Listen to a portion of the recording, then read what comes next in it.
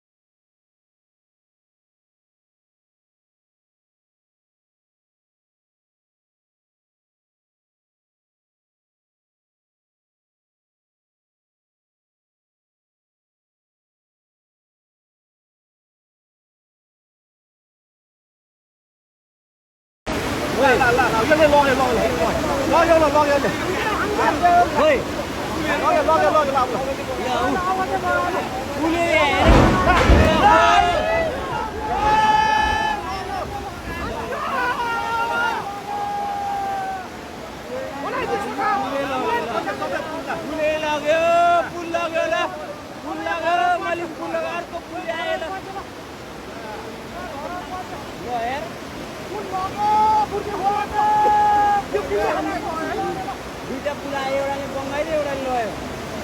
पुल लग्यो अब पछि